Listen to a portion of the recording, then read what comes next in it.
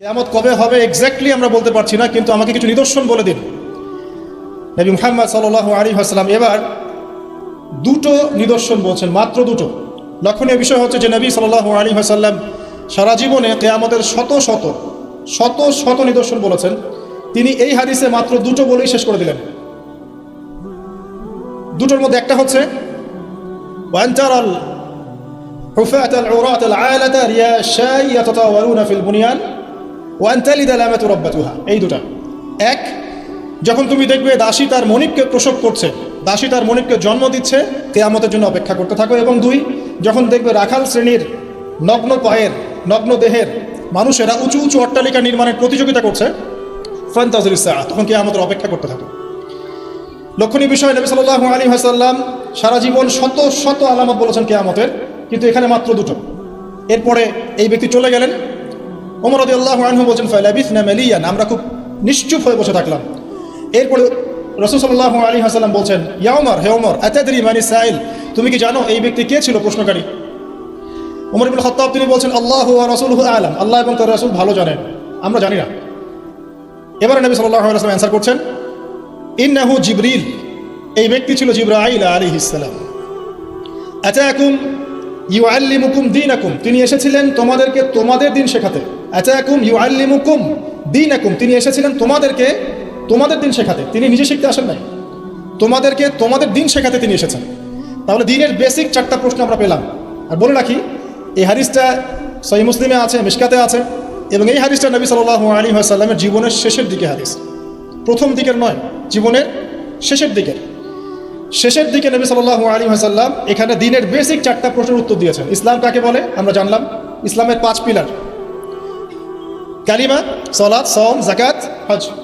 ঈমানের 6 pillar, আপনারা জানেন এটা, আল্লাহ বিশ্বাস, ফেরেশতা, নবী রাসূল, আসমানি কিতাব, তাকদীর এবং পরকাল। এই 6টাকে মুখে স্বীকৃতি দিতে হয়, অন্তরে বিশ্বাস করতে হয়, কাজে বাস্তবায়ন করতে হয়। যারা মুরজিয়া তারা মনে করে, মুরজিয়া মানে শৈথিল্যবাদী, তারা মনে করে যে খালি মুখের স্বীকৃতি দিলেই যথেষ্ট, কাজের প্রয়োজন নাই, লা ইলাহা ইল্লাল্লাহ বলেছে এনাফ, আর কিছু লাগবে না। ওদের আকীদা হচ্ছে আমল করলেও হয়, না করলেও হয়, আর ঈমান বাড়েও না কমেও না। তাদের মতে একজন সাধারণ ব্যক্তির ঈমান আবু বকর সিদ্দিক রাদিয়াল্লাহু আনহুর ঈমান সেম, নাউযুবিল্লাহ।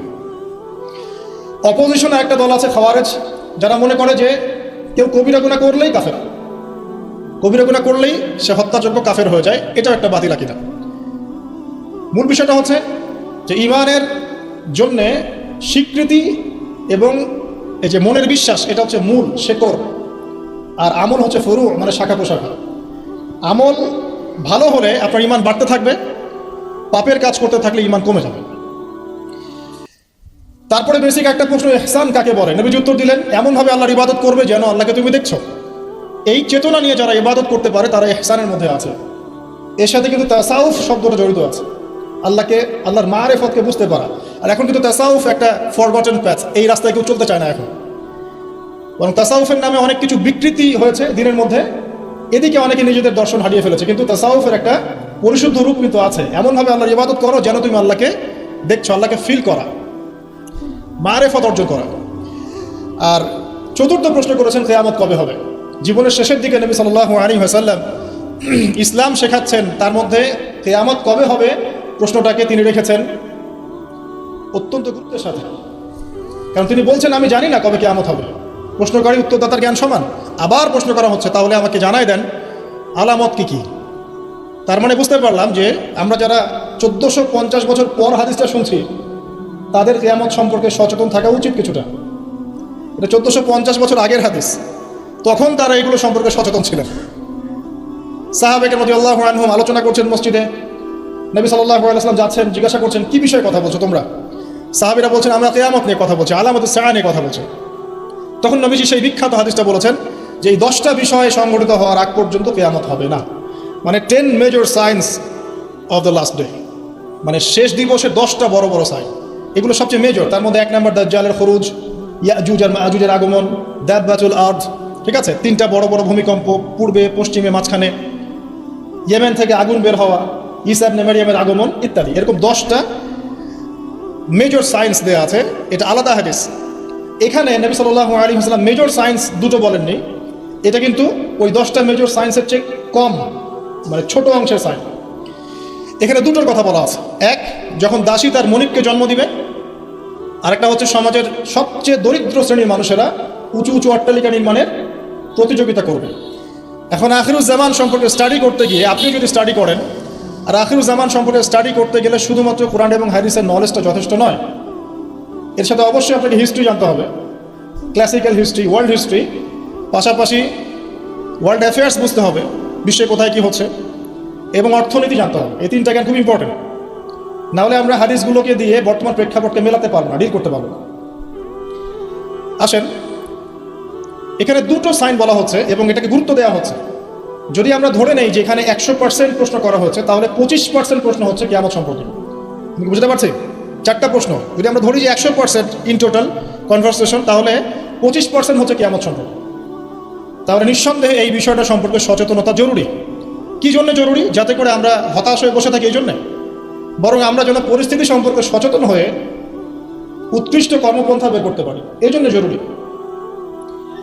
নাহলে সাহাবায়ে কেরাম রাদিয়াল্লাহু আনহুমের কি প্রয়োজন ছিল তারা মসজিদে বসে কিয়ামত সম্পর্কে আলোচনা করতেন? দুটো আলামত, এখানে দুটো অনলি। এখান থেকে আমাদের আজকের লেকচারের মূল জায়গা শুরু হচ্ছে। দেখুন, 1 নম্বর যে আলামতটা নবী সাল্লাল্লাহু আলাইহি ওয়াসাল্লাম বলেছেন, সেটা হচ্ছে যখন দাসী তার মনিবকে জন্ম দিবে। দাসী কি মনিবকে জন্ম দিতে পারে? দাসী কাকে বলে? দাসী তো বোঝেন। দাসী কি তার মালিককে জন্ম দিতে পারে? ওলামায়ে কেরাম অনেক ব্যাখ্যা করেছেন। সবচেয়ে কমন যে ব্যাখ্যাটা করা হয়েছে সেটা হচ্ছে যে পিতা মাতার সাথে দাস দাসীর মতো আচরণ করা হবে। এটা কিয়ামতের একটা বড় নিদর্শন। এটা ব্যাখ্যা করার জন্য এখন খুব বেশি দূর যেতে হয় না, আপনি পেপার পত্রিকা এবং প্রিন্ট অ্যান্ড ইলেকট্রনিক মিডিয়াগুলো ঘাটলেই দেখতে পাচ্ছেন পিতা মাতার সাথে আজকে কী রকম নির্মম আচরণ করা হচ্ছে। এই তো কয়েকদিন আগে আমরা দেখলাম যে একজন ছেলে নিজের হাতে তার মাকে গুলি করে মেরে ফেলল। আর নিউজ তো সব আসে না, যে কয়েকটা আসে সেগুলোর আলোকে আমরা কিছু ইনফরমেশন পাই, কিন্তু এরকম কত যে ঘটনা এই প্রত্যেক দিন ঘটছে দিনে রাতে দেশের আনাচে কানাচে, আমরা কিন্তু জানি না। আমরা কয়েকটা ধর্ষণের খবর পাই, কিন্তু প্রত্যেক দিন কত মেয়ে ধর্ষিত হচ্ছে এগুলো খবর তো আমরা পাই না। তো পিতা মাতার সাথে দাস দাসীর মতো আচরণ করা হবে, এটা একটা ব্যাখ্যা। এখন দেখুন, এই জামানায় এসে সম্পর্কের মূল্যগুলো যেন কমে গেছে। সম্পত্তির জন্য পিতা তার সন্তানকে বের করে দিচ্ছে, ত্যায্য করছে, আবার পুত্র পিতাকে হত্যা করছে, ছেলে মাকে হত্যা করছে, ভাই ভাইকে খুন করছে, বোন বোনে চুলাচুলি করছে, প্রতিবেশী প্রতিবেশী মারামারি কাটাকাটি করছে, নিজের ভাই বোন যুদ্ধে লিপ্ত হচ্ছে সম্পত্তির জন্য। এবং এই প্রতিটা বিষয়ে আলামত সাআ, কিয়ামতের আলামত। একটা উত্তর আগে দিয়ে রাখি, এখানে যে 2টা আলামত বলা হয়েছে, এর সাথে ওই 10টা আলামত ব্যতীত, কিয়ামতের ওই যে 10টা বড় বড় আলামত, এগুলো ব্যতীত বাকি আলামতের বেশিরভাগই মিলে যায় এবং এটা চেইনের মতো মিলে যায়। এটা বোঝার জন্য আপনার ইন্টেলেকচুয়াল একটা নলেজ দরকার। ইনশাআল্লাহ আল্লাহ পাক সেটা আপনাকে দান করবেন ইনশাআল্লাহ, যদি আপনি ওপেন মাইন্ডেড হন, সংকীর্ণ মনে না হন। দেখুন, সামাজিক মূল্যবোধটা ভেঙে গেছে, আত্মীয়তার সম্পর্কগুলো এখন আগের মতো নাই। ইভেন প্রতিবেশী কে সেটা খোঁজ নেওয়ার প্রয়োজনে মানুষ মনে করে না। সামান্য রিজনে আমরা একে অপরকে খুন করতে দ্বিধা করছি না, ছিনতাই করতে, চুরি করতে, ডাকাতি করতে। মানে সামাজিক সম্পর্ক যেগুলো ছিল, একটা হৃদ্যতা ভালোবাসার বন্ধন, এটা কিন্তু আর নাই। খুব ভালো করে খেয়াল করে দেখেন, সামাজিক হৃদ্যতার বন্ধনটা আগের মতো নাই। এমনকি যারা দিন বোঝে, দিন ইসলাম বোঝে, তাদের মধ্যেও সম্পর্কগুলো দেখেন, তাদের ভিতরেও সম্পর্কের দৈন্যতা আছে। মুখে যতই ঐক্যের কথা বলুক না কেন, ভিতরে দেখবেন হিংসা, বিদ্বেষ, গীবত, তহমত, সমালোচনার অসুস্থ সংস্কৃতি লালন করছে।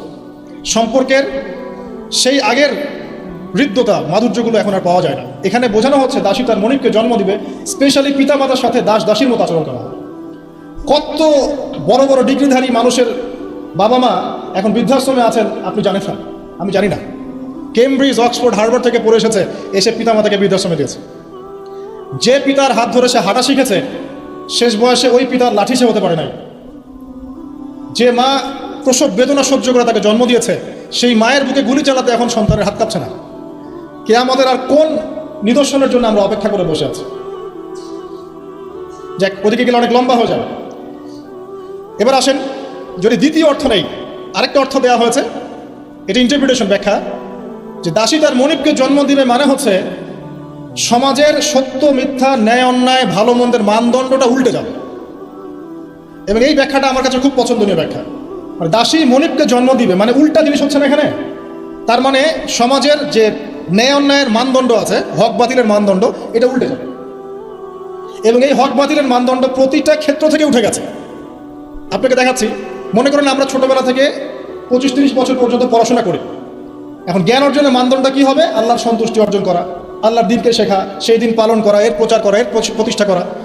ম্যাক্সিমাম আমাদের মধ্যে এখন পড়াশোনা করছে দুনিয়ার জন্য, অনলি ফর একটা চাকরি, একটা ব্যবসা, একটা ক্যারিয়ার, এতটুকু, একটা সার্টিফিকেট।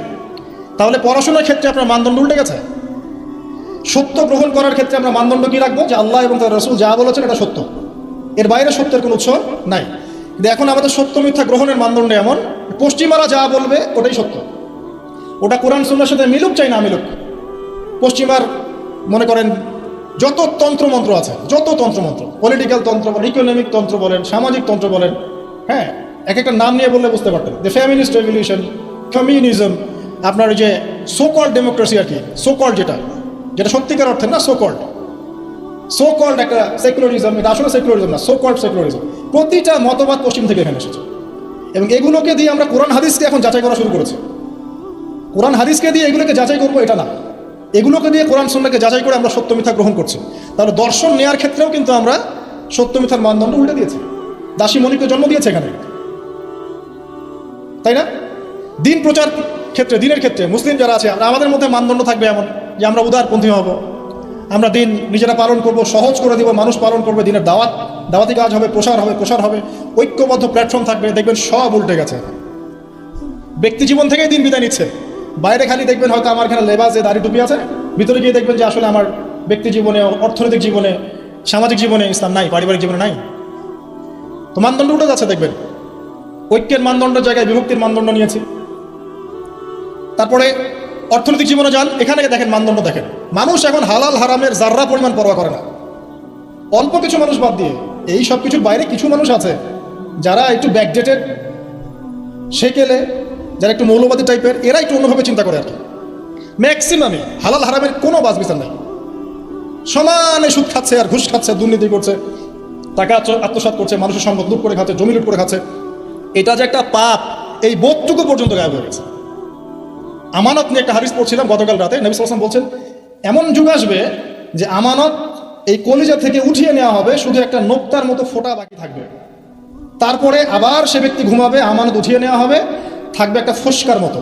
ফোস্কার ভিতরে যেমন পানি আর পুষ ছাড়া কিছুই থাকে না, তেমনি আমানতের একটা খালি শেল থাকবে। মানুষ বলবে ওই লোক বড় আমানতদার, কিন্তু ওর মধ্যে জাররা পরিমাণ আমানতদারিতা থাকবে না। তো মানদণ্ড দেখেন, অর্থনৈতিক জীবনে আমাদের মানদণ্ড আর আগের মতো নাই। আমরা এখানে হালাল হারামের পরোয়া খুব কম মানুষই করি। যারা বলে যে সুদ খাওয়া হারাম, ঘুষ খাওয়া হারাম, দুর্নীতি করা হারাম, ইত্যাদি ইত্যাদি, উত্তর দেয় এগুলো ছাড়া আবার এই যুগে চলা যায়? সুদ না খেয়ে আবার এই যুগে চলা যায়? মানে মায়ের সাথে জেনা না করে এই যুগে চলা যায়? মেয়েদেরকে ধর্ষণ না করে এই যুগে চলা যায়? মানে 1 দিরহাম সুদ খেলে 36টা মেয়েকে ধর্ষণ করা হয়, বুখারী হাদিস আছে। আর আল্লাহ পাক কোরআনে কি বলছেন? যে কোরআন মাথায় তুলে আমরা রেখে দেই সুন্দর করে পরিষ্কার করে একদম আলমিরার উপরে, সেখানে আল্লাহ পাক বলছেন সুদ ছেড়ে দাও, যদি না ছাড়ো তাহলে আল্লাহ এবং তার রাসূলের সাথে যুদ্ধের ঘোষণা শুনে নাও। তো মানুষ এখন বলছে আল্লাহ এবং তার রাসূলের সাথে যুদ্ধ না করে থাকা যায়? এখন অর্থনৈতিক জীবনে সত্য মিথ্যার কোনো মানদণ্ড নাই। টাকা উপার্জনের ক্ষেত্রে আমরা হালাল হারামের জাররা পরিমাণ পরোয়া করছি না। দাড়ি টুপি রেখেও দেখবেন অনেক সময় আমরা এমন কিছু ব্যবসা শুরু করেছি যেখানে ধর্ম অনেক দূরের বিষয়। অনেকে ধরা পড়ছে এখন বিভিন্ন অভিযানের প্রশাসনে, দেখবেন দাড়ি টুপি পাগড়িওয়ালা। তো এরা কি ইসলাম বোঝে না? অন্যরা না হয় বোঝে না, এরাও কি ইসলাম বোঝে না? ধর্মকেও অনেক সময় ব্যবসা বানিয়েছি আমরা, ধর্মকেও অনেক সময় ব্যবসার হাতিয়ার বানিয়েছি আমরা। দেখবেন বহু এমন জায়গা আছে যেখানে ভণ্ডামি হচ্ছে, বেদাতি কাজকর্ম হচ্ছে, কুফরি হচ্ছে, শিরক হচ্ছে, মানুষ লক্ষ লক্ষ টাকা ঢালছে ওখানে, গরু দিচ্ছে, ছাগল দিচ্ছে, কি করছে না করছে আপনারা আরো ভালো জানেন। তো হালাল হারামের কোনো পরোয়া আমরা ইকোনমিক লাইফে করছি না, আর পলিটিক্যাল লাইফে তো করার প্রশ্নই ওঠে না।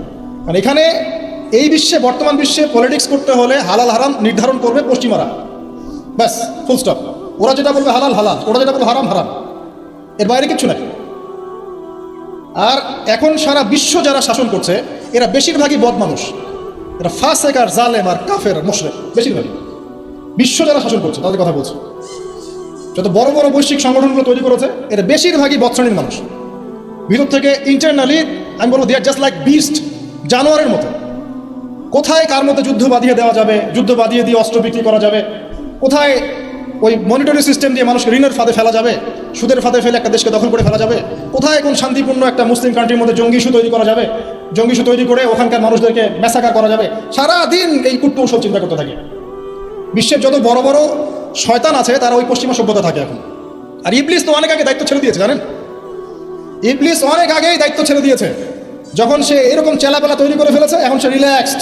আরও সে বসে ওর যে কুরসি আছে সমুদ্রের উপরে, সমুদ্রে ওর কুরসি এবং আরশ আছে, এটা জানেন নাকি? হয়তো জানেন না। সমুদ্রের উপরে ইবলিসের কুরসি আছে, আরশ আছে। এটা কুরসি না, সম্ভবত আরশই বলা হয়। ইবলিসের সিংহাসন আর কি সমুদ্রের উপরে আছে, এটা হাদিসে এসেছে। ও ওখানে রিল্যাক্সে বসে থাকে এখন, কারণ তার কাজ তো মানুষই করছে এখন, ওর দরকার নাই তো।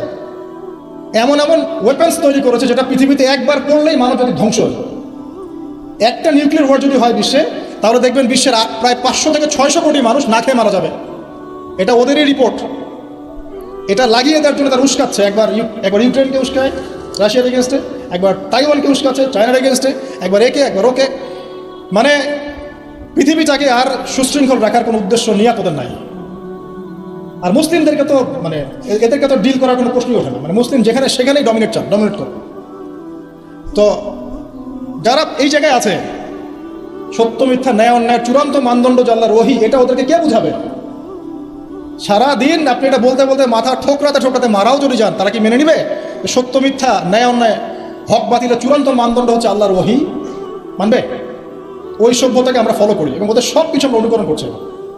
দাসী তার মনিবকে অনেক আগেই জন্ম দিয়েছে। ন্যায়ের মানদণ্ড উল্টে গেছে এখন। আর বেশি বলতে যাচ্ছি না। আরেকটা ব্যাখ্যা আছে, সত্যি সত্যি দাসী মনিবকে জন্ম দিতে পারে। সত্যি সত্যি দাসী মনিবকে জন্ম দিতে পারে, যেটা এই 2020 সালে না আসলে, 22 সালে না আসলে আমরা বুঝতে পারতাম না। কিভাবে জন্ম দিতে পারে দেখাচ্ছি। নারী পুরুষের ফ্রি মিক্সিং চলছে সবখানে, যেখানে যাবেন সেখানে নারী পুরুষের ফ্রি মিক্সিং। যত ফ্রি মিক্সিং হয়েছে তত জেনা বেড়েছে, তত বেপরদামি বেড়েছে, তত বেশি রেপ হয়েছে, ধর্ষণ বাড়ছে। এর সাথে আছে পর্নোগ্রাফি, যেটা মানুষকে ভিতর থেকে পশু বানিয়ে দিয়েছে। বাসের মধ্যে একটা মেয়ে যাচ্ছে, 4-5 জন ধরে রেপ করে রেখে দিল। অটোতে একটা মেয়ে যাচ্ছে, একটা বাচ্চা মেয়ে রেপ করে রেখে দিল। এমনকি এমনও নিউজ পাওয়া যাচ্ছে পশু পাখির সাথে মানুষ জেনা লিপ্ত হচ্ছে। একটা ছেলে আর একটা ছেলের সাথে জেনা লিপ্ত হচ্ছে নাউজুবিল্লাহ। এবং কোনো কোনো ক্ষেত্রে এরকম 2-1টা ঘটনা মাদ্রাসাতেও ঘটছে। মানে পর্নোগ্রাফি দিয়ে সবাইকে পশু বানিয়ে দেওয়া হচ্ছে। খেয়াল করে দেখেন। এরপরে আবার পরকীয়া আছে। যখন এরকম বেপরদামি, ধর্ষণ, ফ্যামিলিস্ট রেভলিউশন, ফ্রি মিক্সিং বাড়তে আছে, তখন কিন্তু ভালোবাসা বলে একটা ব্যাপার যে আছে, লাভ, আল্লাহর পক্ষ থেকে যে ভালোবাসা আছে, এই লাভটাকে যৌনতা দিয়ে চেঞ্জ করে দেওয়া হয়েছে। ভালোবাসার চাইতে এখন মানুষ যৌন বিষয়টাকে বেশি গুরুত্ব দেয়। মানে মেয়েকে জাস্ট ভোগ করতে হবে। ভালোবাসা, তার সাথে কোমল থাকা, তার কষ্ট দেয়াগুলোকে একটু হাসি মুখে সহ্য করা, সবর করা, এগুলো কিন্তু নাই দেখি। এর উপর আবার বাইরের মিডিয়াগুলো আছে এবং পরকীয়া, সেটা মিডিয়াগুলো উস্কায় দিচ্ছে ফিল্মের মধ্য দিয়ে, আপনার সিরিয়ালের মধ্য দিয়ে, যে পরকীয়া একটা ভালো জিনিস, ট্রেন্ড, এক নতুন ফ্যাশন। তখন ঘরে ঘরে আপনি কি মনে করছেন, অলমোস্ট এভরি সিঙ্গেল ফ্যামিলি এখন পরকীয়াতে আসক্ত, জানেন? Almost every single family. অনেক ক্ষেত্রে ইসলামিক পরিবারগুলোর মধ্যে ওগুলো ঢুকে গেছে। আর যারা ইসলাম থেকে অনেক দূরে, ওদের কথা কি চিন্তা করতে থাকেন তাহলে? কেউ স্বামী স্ত্রীকে নিয়ে সন্তুষ্ট না, স্ত্রীর স্বামীকে নিয়ে সন্তুষ্ট না, ভিতরে ভিতরে ভাঙন চলছে। আর যখন এই ভাঙনগুলো চলতে আছে, তখন মেয়েরা সন্তান জন্ম দেওয়ার ফুরসত পাচ্ছে না। ওদের আবার কেরিয়ার বলে একটা ব্যাপার আছে, কেরিয়ারটাকে বিল্ড আপ করতে হবে সন্তান পরে। যখন সন্তান জন্ম দেওয়ার ফুরসত পাচ্ছে না, তখন কি করতে হবে? ওই পশ্চিমাদের মতো, বা এই যে আমাদের এই কর্নারে একটা নতুন ইসরায়েল আছে, এর নাম সিঙ্গাপুর, এই আমার একটা নতুন ইসরায়েল, এই ধরনের কান্ট্রিগুলোর মতো ওখানকার মেয়েরা সন্তান জন্ম দেওয়ার সময় পায় না, ওরা জেনা করার সময় পায়। দেখা যায়, একটা জরিপে দেখা গেছে যে বিয়ের আগে একটা ছেলে প্রায় 20 থেকে 22টা মেয়ের সাথে যৌন সম্পর্ক করে। এটা নাউজুবিল্লাহ বলছেন, বাট আমি আরেকটা হাদিস পড়ছি রিসেন্টলি, যেখানে নবী সাল্লাল্লাহু আলাইহি ওয়াসাল্লাম বলছেন আখিরুজ জামানে একটা ছেলের পিছনে এমন একটা সময় আসবে, যেটা এখন আসেনি আলহামদুলিল্লাহ, এমন একটা সময় আসবে যে একটা ছেলের পিছনে 30-40 জন মেয়ে ঘোরাঘুরি করবে শুধু যৌন সম্পর্কের জন্য। এই সময়টা ওরা পার করে এসেছে পশ্চিমবঙ্গে। আচ্ছা, তো যেহেতু সন্তান জন্ম দেওয়ার ফুরসত নাই, ক্যারিয়ার আছে, জেনা ওপেন, জেনা চাইলেই মানুষ করতে পারে, বিয়ে করার প্রয়োজন হয় না, মদ ওপেন, জেনা ওপেন, পতিতালয় ওপেন, সবই ওপেন। এসব কিছু ওপেন করে দিয়ে আমরা কি করি? আমরা অপরাধ দমনের চেষ্টা করি। কি চমৎকার সাইকোলজি আমাদের, বাহবা দিতেই হবে। সব ওপেন, ওদের ওখানে ওপেন। তো ওখানে আর মেয়েরা চাকরি বাকরি এসবের দিকে ফোকাস করতে করতে সন্তান জন্ম দেওয়ার সময় নেই। কী করতে হবে? দরিদ্র যে কান্ট্রিগুলো আছে, যেমন ওই যে ইন্দোনেশিয়া, শ্রীলঙ্কা, কোনো কোনো ক্ষেত্রে আরও যে আপনার ওই যে আফ্রিকার কিছু কান্ট্রি, নাইজেরিয়া, যে ঘানা, যে মালি, এই টাইপের যে কান্ট্রিগুলো আছে, দরিদ্র, একদম দরিদ্র কান্ট্রি, এদের থেকে মেয়েদেরকে হায়ার করে। কিসের বিনিময়ে? যে তোমাকে ডলার দেওয়া হবে। ডলার কি জিনিস সেটা তো বোঝেন, এটা অস্ত্র, সারা বিশ্বকে শাসন করে। আমি ছাপাবো, আমার প্রেস আছে, আমার সিনেট আছে, আমরা ছাপাবো, আর আমরা হচ্ছি ওয়ার্ল্ডের সুপার পাওয়ার, আমরা চাইলেই ছাপাতে পারি, আমাদেরকে বলার কেউ নাই। ছাপাবো, ওইটা দিয়ে আমি তেল কিনবো, তাহলে এটাও আমার, ওইটাও আমার। এখন তেল যে কিনছি, ওকে আমি সেই ডলারগুলো দিচ্ছি, সে ওই ডলারগুলো নিয়ে মনে করছে আমি অনেক ধনী হয়ে গেলাম। হ্যাঁ, এবং সে ধনী হচ্ছেও, কারণ এটা চলছে সারা ওয়ার্ল্ডে। সে তার প্রযুক্তিগত উন্নয়ন, বস্তুবাদী উন্নয়ন করতে থাকলো, ভোগবিলাসে ব্যস্ত থাকলো। এরপর আবার সে ওই টাকা দিয়ে আমার কাছে অস্ত্র কিনছে। যে ডলার আমি তাকে দিলাম তেলের বিনিময়ে, এবার সেই ডলার দিয়ে সে আমার কাছ থেকে আবার অস্ত্র কিনছে। এবার আমি আবার অস্ত্রকে সেলও করলাম, তাহলে সবই আমার, আদতে আপনার কিছু না। আর ওই অস্ত্র দিয়ে আপনি কি করছেন? ওই অস্ত্র দিয়ে আপনি মুসলিম কান্ট্রিদের মধ্যে গিয়ে মুসলিমদেরকে হত্যা করছেন। আর কোনো কোনো ক্ষেত্রে ইনোসেন্ট দুটো কান্ট্রির মধ্যে লড়াই লাগিয়ে দিয়ে আমি অস্ত্র ব্যবসা করছি, কোটি কোটি টাকা, কোটি কোটি ডলার। এই হলো তো চরিত্র। আমি কখনো বলি নাই যে ওরা ইয়াজুজ আর মাজুজ, আমি শুধু এতটুকু বলেছি যে ওদের মধ্যে ইয়াজুজ আর মাজুজের চরিত্র আছে, সারা দুনিয়া ফাসাদ সৃষ্টি করে পারে না। মূল পয়েন্টে আসেন, ওইসব দরিদ্র কান্ট্রি থেকে মেয়েদেরকে নিয়ে ডলারের বিনিময়ে মেয়েদের গর্ভটা ভাড়া নেওয়া হচ্ছে। 9 মাস এখানে স্পার্ম ইনজেক্ট করা হবে এবং এর ফলে একটা বেবি হবে, এবং এই বেবিকে অনেক ভালো কিছু খাওয়াতে হবে। এই জন্য 9 মাস তাকে খুব ভালো পানি, ভালো খাবার দেওয়া হয়। এরপর যখন মেয়েটা গর্ভ হালাস করে, বাচ্চাকে রেখে সে তার কাজ শেষে চলে গেল, ডলারের বিনিময়ে তার গর্ভ ভাড়া নেওয়া হয়েছে। এবার এই যে বাচ্চাটা জন্ম নিল, এই বাচ্চাটা কার? দাসীর না মনিবের? বলেন। মনিবের। কার এটা? মনিবের। এই যে দাসী মনিবকে জন্ম দিয়ে চলে গেল, এই ব্যাখ্যা আমরা আজকে থেকে 5-10 বছর আগেও বুঝতে পারতাম না। তার মানে কোরআন এবং সুন্নাহ কি কিয়ামত পর্যন্ত থাকবে না? একটা সাইনকে কেন্দ্র করে অনেকগুলো বিষয় বলা সম্ভব হলো। তাই বলছি, এই দুটোর সাথে কিয়ামতের ছোট ছোট আলামতগুলো সবগুলোই মোটামুটি কানেক্টেড। 2 নম্বরে আসেন, নবী সাল্লাল্লাহু আলাইহি ওয়াসাল্লাম বললেন, ওয়া আন তারাল হুফাতা আল উরাতা আল আলাতা রিয়াশা ইয়াতাতাওয়ালুনা ফিল বুনিয়ান। যখন তুমি দেখবে, কয়েকটা বিশেষণ বলেছেন, সমাজের সবচেয়ে নিম্ন শ্রেণীর রাখাল শ্রেণীর, খালি পায়ের, খালি গায়ের, মানে নগ্ন দেহ, নগ্ন পা রাখাল শ্রেণীর মানুষ, তারা উঁচু উঁচু অট্টালিকা নির্মাণের প্রতিযোগিতা করবে। বিষয়টা কি স্বাভাবিক? এটাও তো ওইটার মতোই, যে মানদণ্ড উল্টে গেল, দাসী মনিবকে জন্ম দিল, এটাও তো মানদণ্ড উল্টেই মনে হচ্ছে। কিন্তু এটা হবে কিয়ামতের আগে, নবীজি বলেছেন তার পবিত্র জমানে অবশ্যই হবে। এটা যে হয়ে গেছে অলরেডি, এটা বোঝার জন্য কি আমার খুতবা দেওয়ার দরকার আছে? স্পেশালি আমরা যারা এই যে বড় বড় সিটিসগুলোতে থেকে অভ্যস্ত, ঢাকায় থাকি, নিউ ইয়র্কে থাকি, ব্রিটেনে থাকি, মেলবোর্নে থাকি, বড় বড় সিটিসগুলো, দুবাই থাকি, তাদের কাছে কি এই বিষয়গুলো চোখে স্পষ্ট দেখা যায় না? এমন কোনো হিস্ট্রি পড়েন না আপনি, এমন কোনো সময় কি গিয়েছিল পৃথিবীর উপর যখন পুরো পৃথিবীর এই হাইলি কনস্ট্রাক্টেড বিল্ডিংসের প্রতিযোগিতা ছিল? একটা সময় ছিল, সেটা হলো আদ এবং সামুদ জাতির সময়, যখন তারা নিজেদের মধ্যে এসব কনস্ট্রাকশন নির্মাণের প্রতিযোগিতা করত। আল্লাহ পাক ওদেরকে ধ্বংস করে দিয়েছে, কিন্তু ওইটা সারা বিশ্বে গ্লোবালি ছিল না, ওই একটা কওমের মধ্যেই সীমাবদ্ধ ছিল। এটা কিভাবে সম্ভব? রাখাল শ্রেণীর মানুষ অট্টালিকা তৈরি করবে? এখানে 3-4টা ব্যাখ্যা হতে পারে। এক, ওই রাখাল শ্রেণীর মানুষের কাছে এমন কিছু ধন সম্পদ করতলগত হবে, ওই যে আমরা বলি হেরিটেজ, মানে কি বলি, গুপ্তধন, এই টাইপের কিছু সম্পদ তারা পাবে রাখাল শ্রেণীর মানুষ, এবং এগুলো দিয়ে তারা উঁচু উঁচু অট্টালিকা নির্মাণের প্রতিযোগিতা করবে। এটা হয়েছে। একসময় যাদের খাবার টাকা ছিল না, পায়ে স্যান্ডেল ছিল না, গায়ে জামা ছিল না, আল্লাহ পাক ব্ল্যাক গোল্ড দিয়ে দিয়েছেন, অয়েল, ব্যাস সেল করো আর অট্টালিকা নির্মাণ করো, সেল করো আর অট্টালিকা নির্মাণ করো। হয়েছে না এটা মিডল ইস্টে, মধ্যপ্রাচ্য, এটা বাস্তব সাক্ষী। 2, হতে পারে ব্যাখ্যা এমন যে এমন কোন অর্থনৈতিক উৎস সারা বিশ্বে চালু করা হবে যার মধ্য দিয়ে নিতান্ত দরিদ্র মানুষেরা অট্টালিকা তৈরি করার সুযোগ পাবে। সেটা কি? সেটা হচ্ছে বর্তমান সভ্যতার রিবা এবং সুদভিত্তিক এই মনিটারি সিস্টেম। এই সুদভিত্তিক মনিটারি সিস্টেম এবং ব্যাংকিং সিস্টেমের মাধ্যমেই সম্ভব রাখালের অট্টালিকা নির্মাণ করা। সে গিয়ে বলবে, আমার জমি আছে বা আমি জমি চাই, আমার ফ্ল্যাট দরকার, এটা দরকার, ওটা দরকার। কী করতে হবে? লোন দিতে হবে। ওকে লোন নাও, 1 কোটি টাকা নাও, তোমাকে 10 বছর সময় দিচ্ছি, 10 বছর পর তোমাকে 1,50,00,000 দিতে হবে। সে মনে করবে হ্যাঁ, কোনো সমস্যা নেই, 10 বছর টাইম দেওয়া হয়েছে, একটু না হয় বেশি দিলাম চার্জ, বাট আমি তো আমার স্বপ্ন পূরণ করছি। অথচ সে বুঝতে পারলো না, সে মায়ের সাথে জিনা করলো, যে খেলো সেও জেনা করলো, যে খাওয়ালো সেও জেনা করলো, যে সাক্ষী থাকলো সেও করলো, যে লিখে রাখলো সেও করলো। এর ফলশ্রুতিতে এলিট সোসাইটির খুব একটা সমস্যা হয়নি। এই রিবার মূল পরিণতিটা হচ্ছে যে দরিদ্র মানুষরা দিন দিন দারিদ্রতার অতল তলে যেতে থাকে। খুব এলিট সোসাইটি যারা, ওদের খুব একটা সমস্যা হবে না। এটাই রিবা। যারা রিবাকে ফ্রন্ট করেছে সারা বিশ্বে, ওই সভ্যতার কিন্তু খুব একটা ক্ষতি হচ্ছে না। যাদেরকে ও সুদ খাওয়াচ্ছে, IMF এর থ্রু দিয়ে বলেন, ওয়ার্ল্ড ব্যাংকের থ্রু দিয়ে বলেন, সবাইকে সুদ খাওয়াচ্ছে। ঋণ চাচ্ছ, ঋণ দিব, এইসব শর্তগুলো দেখে ঋণ দিব, তবে আমাকে এত পার্সেন্ট দিতে হবে, অত পার্সেন্ট দিতে হবে। এখন এই পার্সেন্টেজের টাকাটা কত টাকা, এই টাকাটা কি আমাদেরকে দিতে হবে না? অতএব এখানে সুদ আমরা খাচ্ছি, খেতে হচ্ছে। সারা ওয়ার্ল্ড এভাবে চলছে। এখন আপনি কি ওয়ার্ল্ডের বাইরে যেতে পারবেন না। সারা বিশ্বে এভাবে এই সুদভিত্তিক মনিটারি সিস্টেমের মধ্য দিয়ে দরিদ্র শ্রেণীর মানুষকে উঁচু উঁচু অট্টালিকা নির্মাণের সুযোগ করে দেওয়া হয়েছে।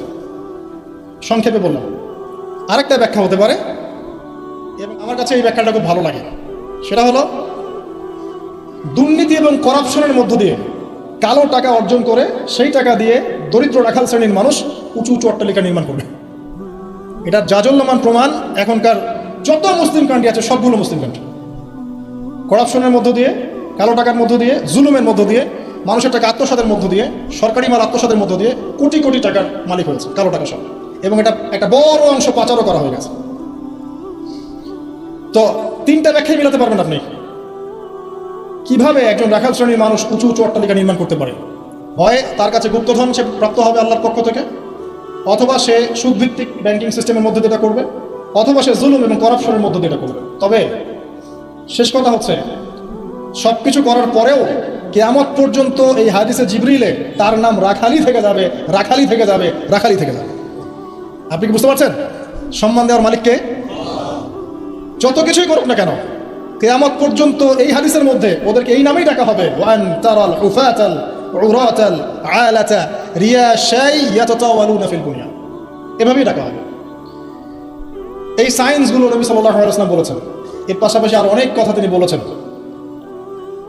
মানুষের মধ্যে ধর্মীয় জীবন থেকে ইসলাম আস্তে আস্তে সংকীর্ণ হয়ে আসবে, উম্মার মধ্যে ফাটল বাড়তে থাকবে, মানুষ দিনের জ্ঞান অর্জনকে খুব একটা মূল্যায়ন করবে না, ইলম উঠে যাবে, আলেম ওলামাদের মৃত্যু হবে, ওলামাদের উপর জুলুম আসবে, জাহেলদেরকে মানুষ আলেম রূপে গ্রহণ করা শুরু করবে, মানুষ ইসলামকে বিকৃত ব্যাখ্যা করা শুরু করবে, এবং এমন একটা সময় আসবে যে কাফের, মুশরিক, মুনাফিকরা পর্যন্ত ইসলামের ব্যাখ্যা নিয়ে মুসলিমদের সাথে তর্ক করবে।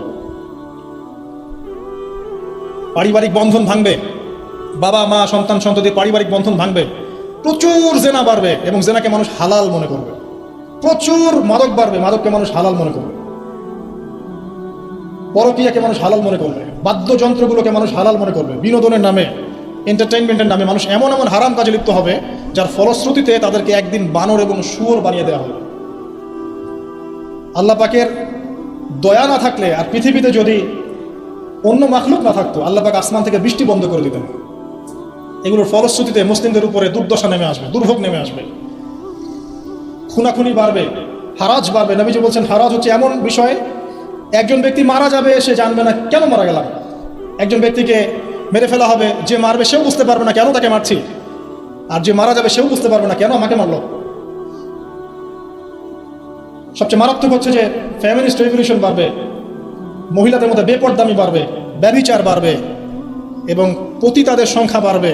এটা ফ্রি হয়ে যাবে, মানুষ সবার উন্মুক্ত হয়ে যাবে, সামনে ইজি আপনার কাছে উন্মুক্ত হয়ে যাবে, মাদক ইজি উন্মুক্ত হয়ে যাবে, অশ্লীলতার প্রসার ঘটবে। তখন আল্লাহ রসুল বলছে সাল্লাল্লাহু আলাইহি ওয়াসাল্লাম, আল্লাহ পাকের পক্ষ থেকে ভূমি ধসের আযাব আসবে, ভূমি ধসের আযাব আসবে, জালজালা ভূমিকম্প আসবে, এবং আকৃতি পরিবর্তনের আযাব আসবে, মানুষের আকৃতি পরিবর্তন হয়ে যাবে। তিনি বলছেন সময়গুলো এমনভাবে যাবে যেন মানুষের কাছে মনে হবে যে গতকালটা আজকের চাইতে ভালো ছিল। মানুষের কাছে এমন মনে হবে গতকালটা আজকের চাইতে ভালো ছিল, গত বছর এই বছর হচ্ছে ভালো ছিল। মানুষের কাছে মনে হবে যে হায়, আমি যদি কবরবাসী হতাম, কবরের পাশ দিয়ে হেঁটে যাবে আর বলবে হায়, আমি যদি জীবিত না থেকে কবরবাসী হতাম। প্রকৃতিও পরিবর্তন হয়ে যাবে, প্রকৃতি ঋতু পরিবর্তন হয়ে যাবে, বৃষ্টিপাতের মধ্যে সমস্যা সৃষ্টি হবে, বন্যা বলেন, ভূমিকম্প বলেন, খরা, দুর্যোগ যা যা দেখছেন আল্লাহর পক্ষ থেকে গজব, আযাব, এগুলো ক্রমান্বয়ে বাড়তে থাকবে। এমনকি সময়কে কেন্দ্র করে বলা হয়েছে সময় পর্যন্ত সংক্ষিপ্ত হয়ে আসবে।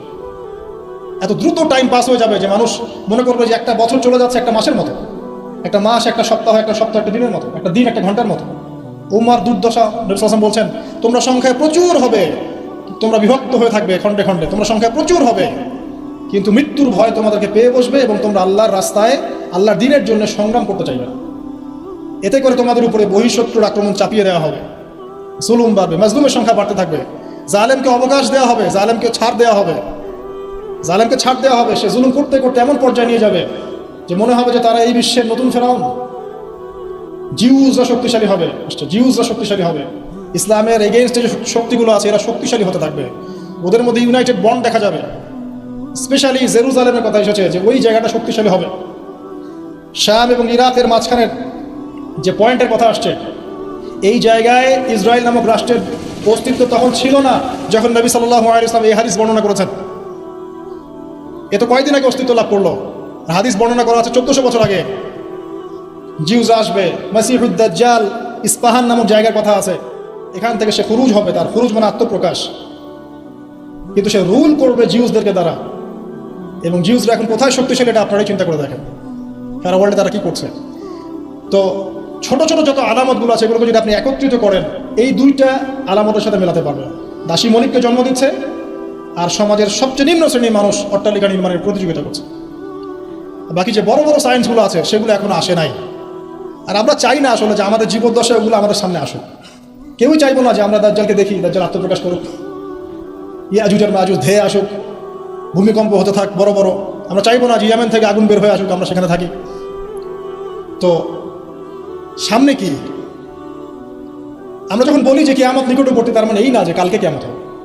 মূলত এই বিষয়টা বোঝানো হয় যে কিয়ামতের সায়েন্সগুলো, নিদর্শনগুলো একটা একটা একটা একটা করে এমনভাবে আবির্ভূত হয়েছে যেন পুঁথি থেকে মালা ছিঁড়ে ছিঁড়ে পড়লে যত দ্রুত আবির্ভূত হয়, এভাবে এসেছে। বিগত 100 বছরে এমনভাবে এটা আবির্ভূত হয়েছে যেটা আপনি বিগত আগের সময়গুলোতে কল্পনা করতে পারবেন না। যেমন ফ্যামিলিস্ট রেভলিউশন, যেমন জিউসদের উত্থান, যেমন জায়নিস্ট মুভমেন্ট, যেমন পেট্রোডলার মনিটরিং সিস্টেম, যেমন সারা বিশ্বে মুসলিমদের উপর ম্যাসাকার জুলুম এবং দ্বীনের সংকীর্ণতা, এই জিনিসগুলো লাস্ট 100 বছরে বেশি এসেছে। আমরা জানি এর আগেও এগুলো এসেছে আবার ঠিক হয়েছে, এসেছে আবার ঠিক হয়েছে। বাট 2000 বছর পর জেরুজালেমে ইহুদি রাষ্ট্র গঠিত হয়েছে, এটা আগে হয়নি কখনো। এবং এরাই তারা যারা মাসিহুদ দাজ্জালের সাথে এই বিশ্ব শাসনও করবে এবং ওর সাথেই তারা ঈসা ইবনে মারইয়ামের হাতে মারাও করবে ইনশাআল্লাহ। সামনে মালহামা আছে, আর কি আছে? মহাযুদ্ধ আছে, জেরুজালেমের উত্থান আছে, জিউসদের উত্থান আছে, দাজ্জালের শাসন আছে, ইমামুল মাহদির আগমন আছে, তার হাতে মুসলিমদের বিজয় আছে, ঈসা ইবনে মারইয়ামের আগমন আছে, তার হাতে দাজ্জালের নিহত হওয়ার ঘটনা বাকি আছে, ঈসা ইবনে মারইয়ামের হাতে জেরুজালেম থেকে ওয়ার্ল্ড ওয়াইড ইসলামিক শাসন এখনো বাকি আছে, ইয়াজুজ আর মায়াজুজের আগমন বাকি আছে এবং ওদের ধ্বংস বাকি আছে। এরপরে পুরো বিশ্বে ইসলামের শান্তির সুবাতাস বয়ে যাওয়াটা বাকি আছে। তারপরে আলামতুস সাআ, পশ্চিম দিক থেকে সূর্য ওঠাটা বাকি আছে। তারপরে ইনশাআল্লাহ তাআলা এত দ্রুত কিয়ামত হবে, নবীজি বলছেন একজন ব্যক্তি আরেকজন ব্যক্তির সাথে কাপড় নিয়ে ব্যবসা করতে বসবে, কাপড় খুলে দেখাবে, গোটানোর আগেই কিয়ামত শেষ। একজন ব্যক্তি উটের দুধ দহন করবে, দুধ পান করার আগে কিয়ামত শেষ।